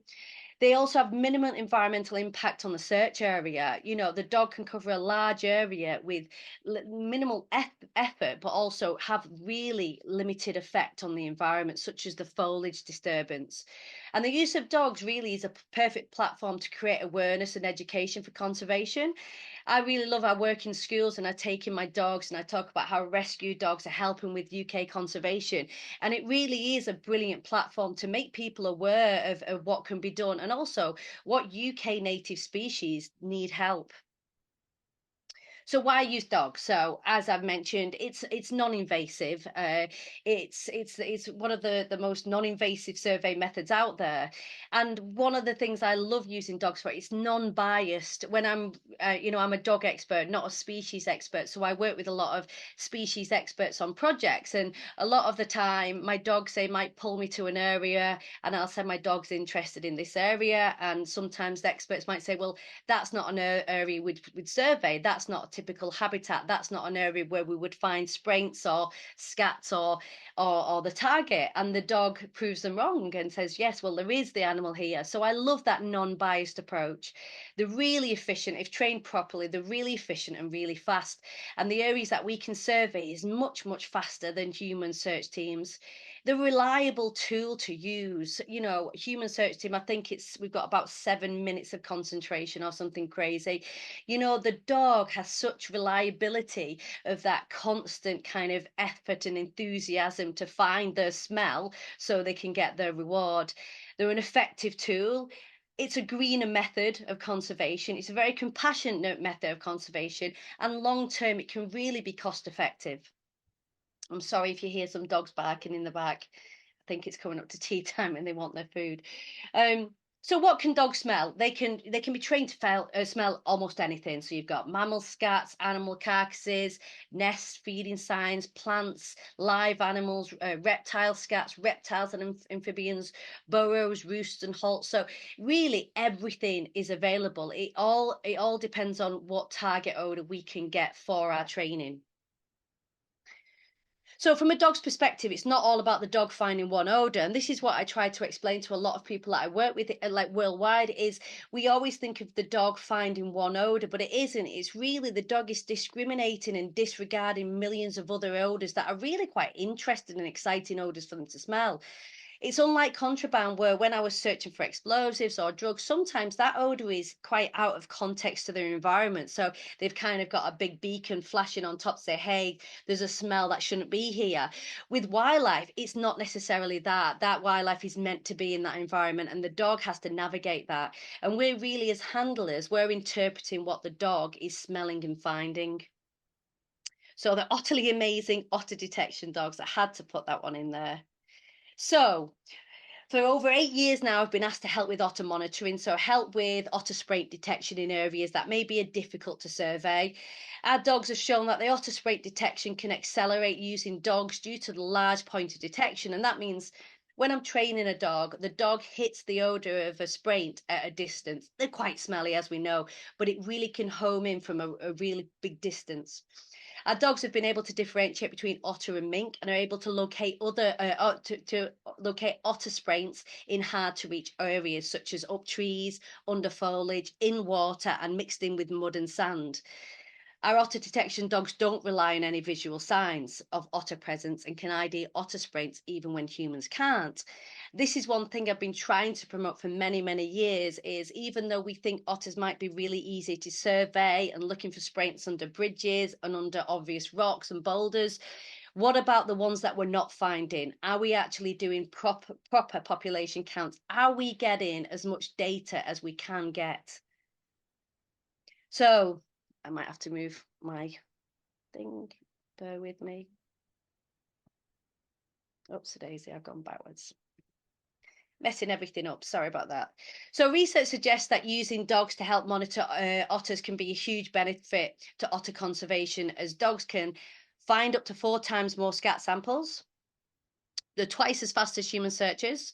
They detect scats with diverse different characteristics and can discriminate between other species with the same diet. And this information was taken from the research paper Performance of Detection Dogs and Visual Searches for Scat Detection and Discrimination Amongst Related Species with Identical Diets by Anna Gret et al. In 2019. And that's a great paper to read. And it really shows you the benefit of using detection dogs. So otter halt detection. So this is work that we've been doing in the UK, in England, but we were working with the Environment Agency. They approached us to help with otter conservation projects to help protect otter halts from potential damage by tree work operations. So we were asked whether we could train a dog to find otter halts, resting sites, slides, as well as couches, as well as feeding signs if that was possible, and also to assist with locating potential illegal crayfish nets that are also a risk to otters.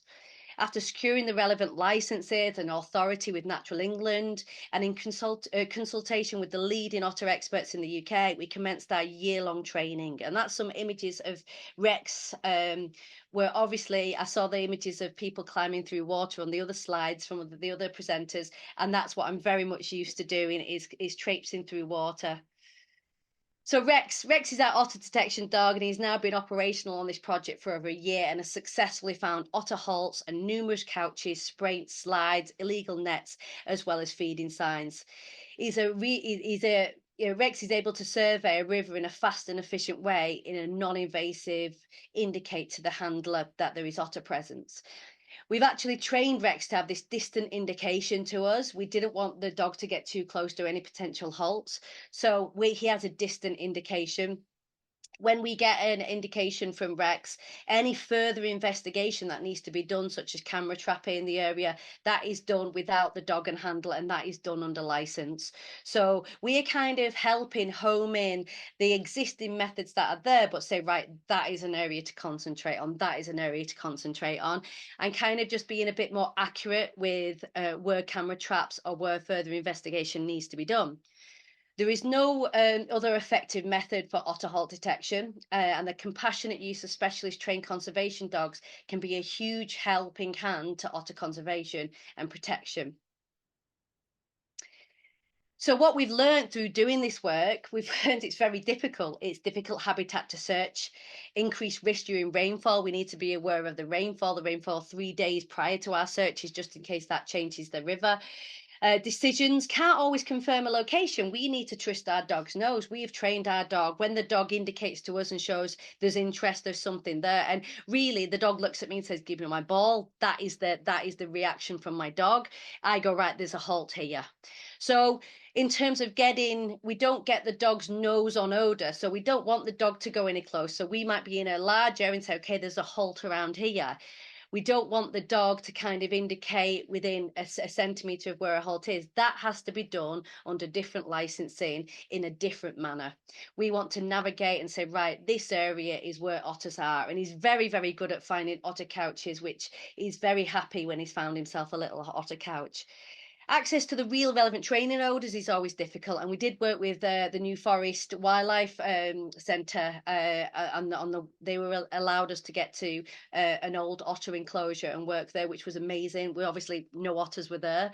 The steep embankments that we can work in are really uncomfortable for the dogs to work in on a prolonged time. So therefore the dog has to undergo physio and hydrotherapy or massage to make sure that we're not actually affecting the dog's kind of structure with the type of work that we're doing. We have to carry the dogs numerous through dangerous areas, whether it's dangerous water or lots of nettles or lots of invasive plants at the side of the river. So that it's juggling a lot of safety aspects.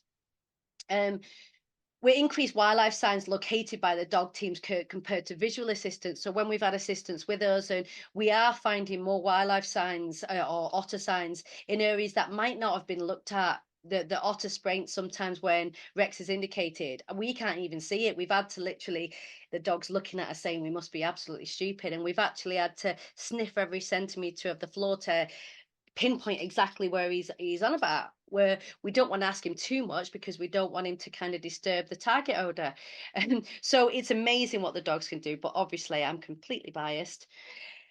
What else we have learned, the dog has to be adaptable. We have to be adaptable to our ever-changing survey environment. It changes from 1 minute to the another. 1 minute it's on very, very shallow area, then it's very deep. We're having to go through different type of foliage, through woods and then to open fields. Really changes in environments. We were recently working with another dog that is trained on just the otter spraints, and we're doing some wildlife crime work, and we're actually nowhere near any rivers, and we came across an otter spraint.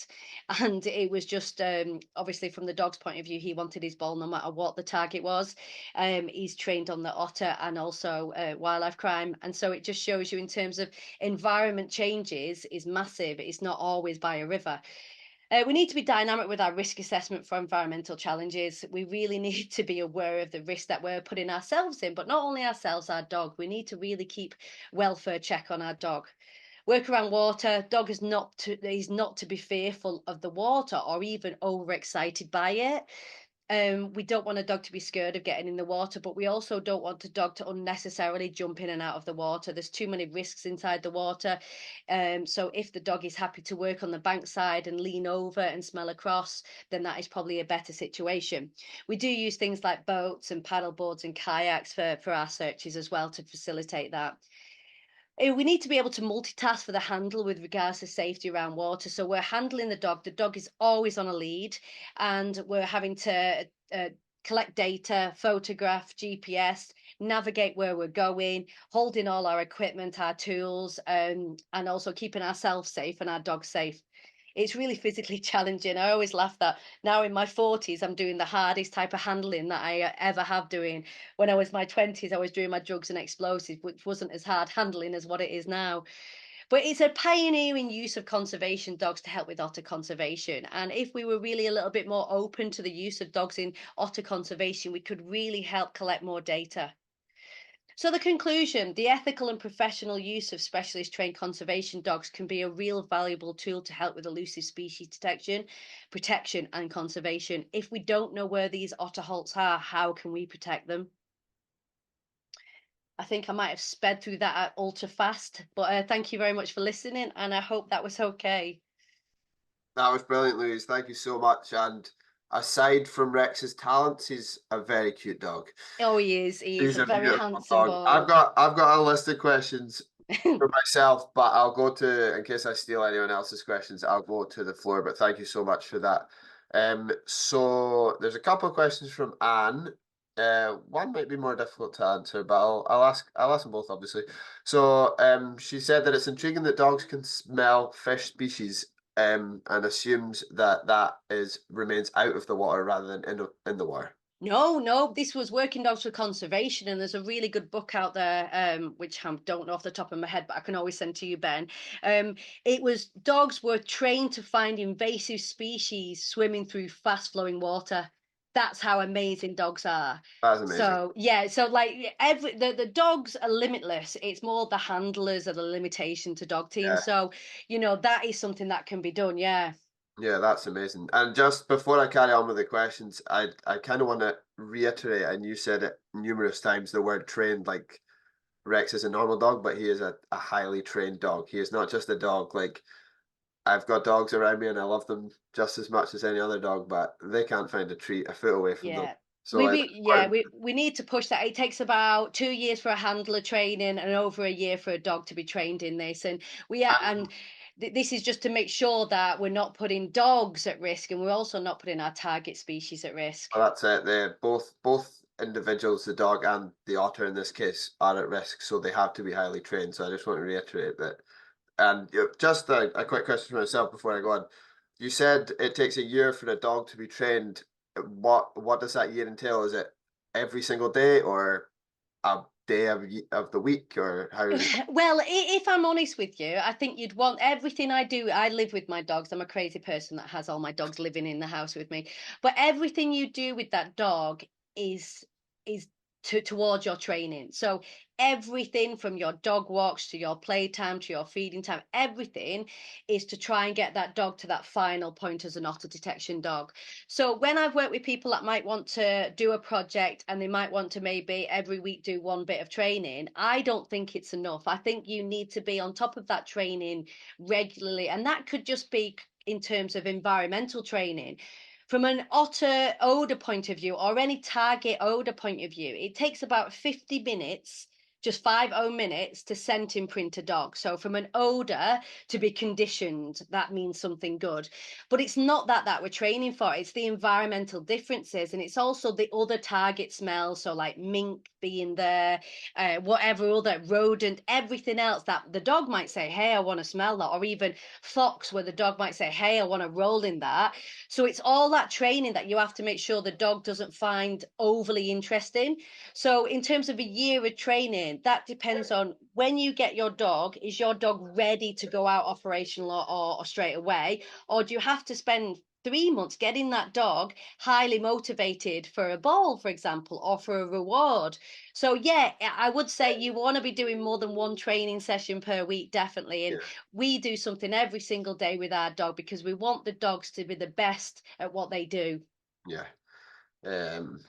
That's okay, guys.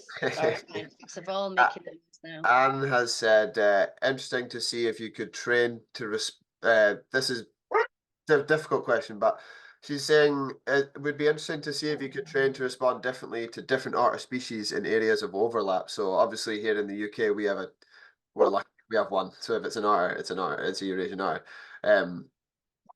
I don't know if you know, but do they do this in Asia or other overlapping areas, and how possible? Right, yeah, no, it's a really good question, because I was asked recently about that here. But ultimately you can get a dog to indicate to separate species, or you could generalize so the dog can actually detect all otter species. So it definitely can be done where you say you have an overlap. You can't get a dog to indicate on one otter species one way, such as a sit indication for one otter species and then another indication for another otter species. But in terms of you can train a dog to find one individual. So for example, if you captured an otter, train the dog just on that particular otter's odor and sprayed and released it, that dog could be then trained to find that individual. That's how amazing dogs are. That's mad. That's very impressive. It is. It's like 20 years of doing it, and I'm still like blown away of what dogs can do.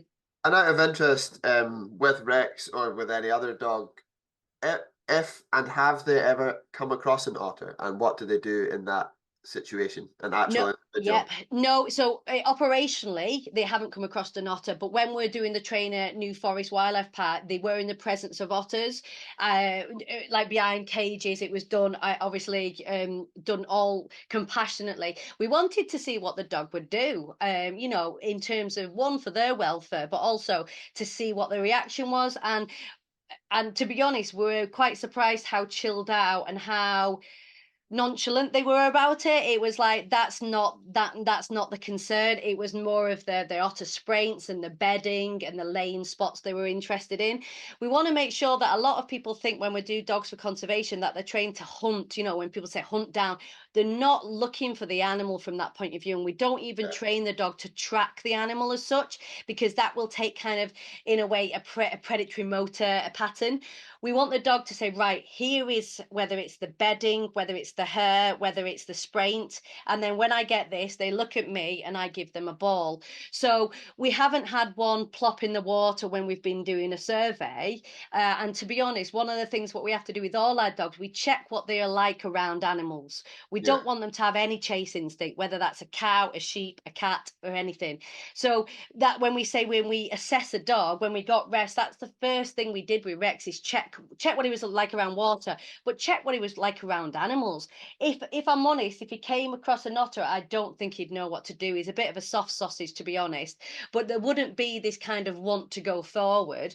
One of the things we get with our dogs is they look to us and say, you know, what do I do now? If there's a sheep hanging over the river, they look at me and say, what do I do? You know, so that is really important. The characteristic and behavior of the dog is so important that we get it right. Yeah, and just to kind of follow on with that, is he always engaged in looking for otters? Like, can he go for a normal walk?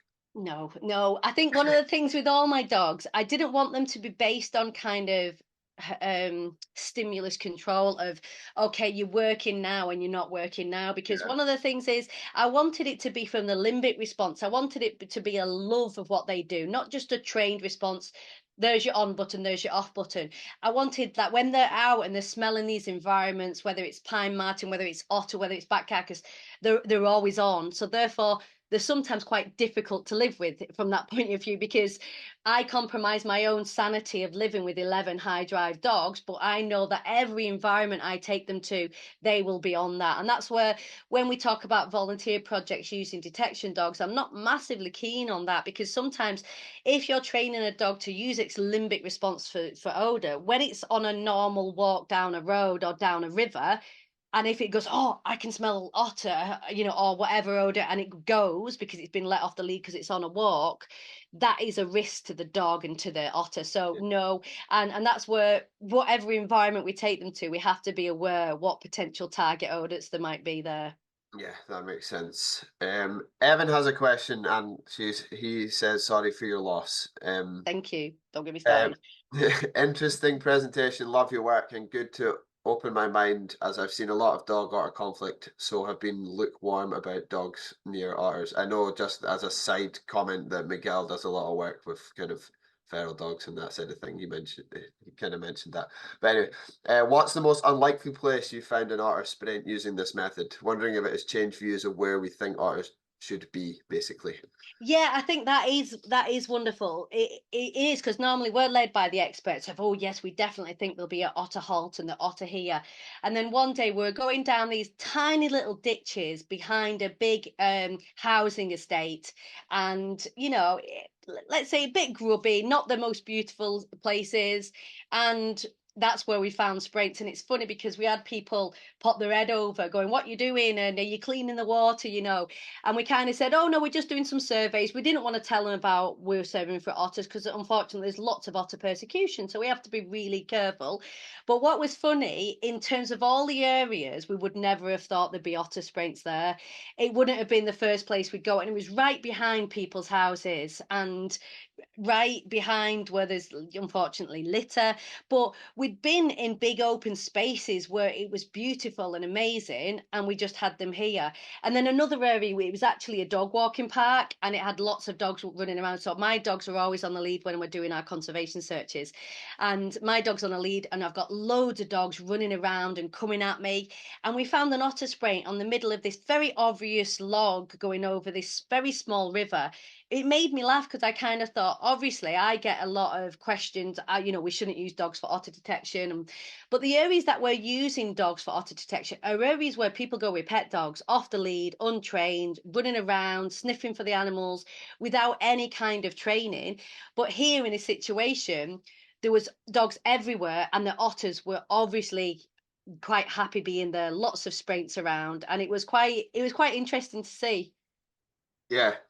Yeah, it's mad. And how do they, you mentioned there's loads of dogs around them, does Rex and all his pals, do they ignore other dogs? Are they not really fussed about them, or do they engage with other dogs as well? I think no, but obviously having 11 dogs, all multi-dog household, they love dogs, but however, when they're working, they look at these other dogs that are being hooligans, like they're idiots, like, oh, look at those being stupid. I'm busy, I'm doing a job. And it's quite funny because all of a sudden the dog's like, oh, go away from me, I'm busy doing what I'm trained to do.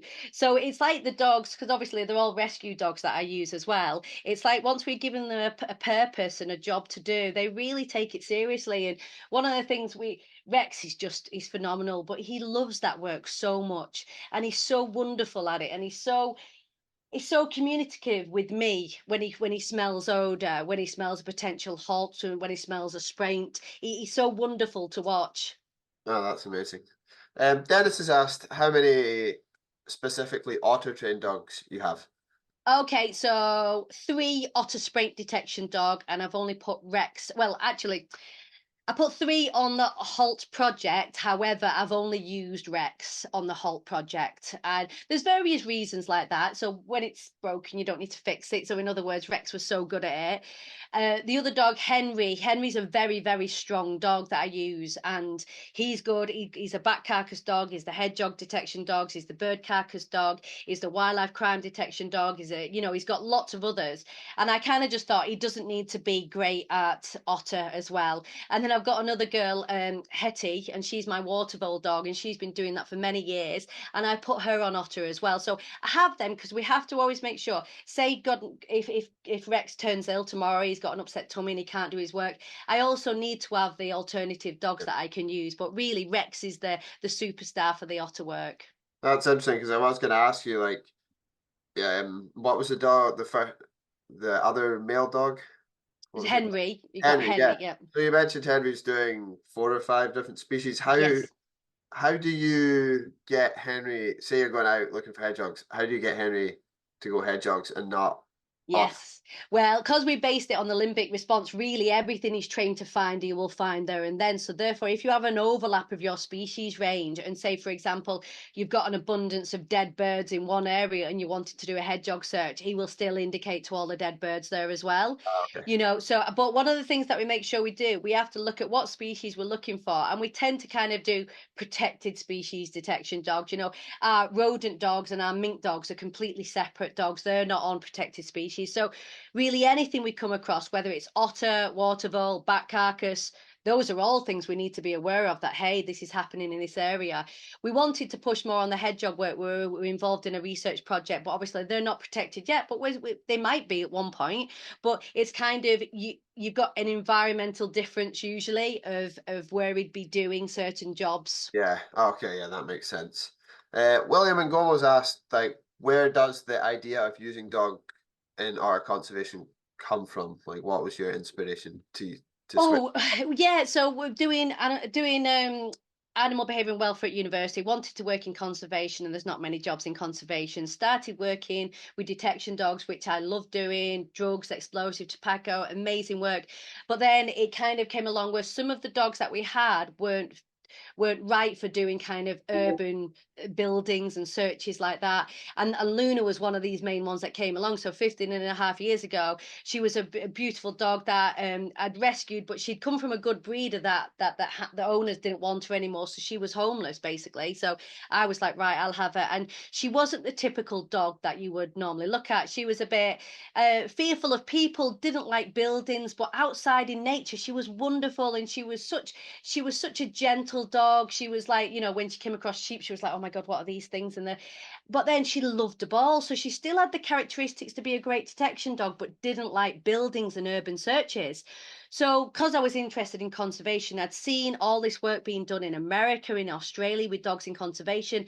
And so that's when I started contacting people, and like I asked for pine marten poo. Not a lot of people ask for pine marten poo to be sent through the post in the letterbox, but I was asking for poo. And I said, I think my dog can help with this. And I spent a long time 15 years trying to make people realize the use of dogs in conservation is a really viable method. And it's still really, really hard because a lot of people are doubtful of it. But I'm like, hey, this is a really good way of data collection. If it's done correctly, it's a brilliant way of data collection, and you can find obviously more about the species, but more about the species range as well. So Luna was one of the main reasons of where I started, and then it made me understand that actually we've got such a massive decline in the UK native species. We need more help for it, and so kind of just driven by complete passion and a vocation rather than anything else. Good answer. Thank you so much. Christina Bell has asked, thank you so much for your brilliant talk. I was wondering how about species detection using wildlife detection dogs and maybe naturally occurring hybrids between species. I know it's a bit more a general question. Any knowledge on that detection so far, or are hybrids maybe just to be treated as a different species? Yeah, I think I was asked many times about, say, for example, if I got the question right, were wildcat, and when you've got wildcats breeding with feral pet cats and things like that, and can a dog distinguish the hybrid? I'm assuming that's what you might mean. But in terms of, I don't think there's been enough research in that area, but I could be completely wrong.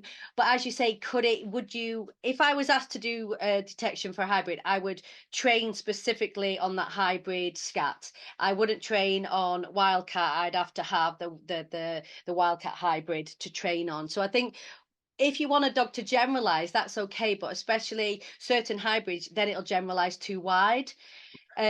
I probably haven't got the massive answers for you there, but I think if dogs can be trained specifically on one individual, everything's possible. If that dog can navigate from all the species out there for that one individual, that everything else is quite possible. It just depends on your target odor training material.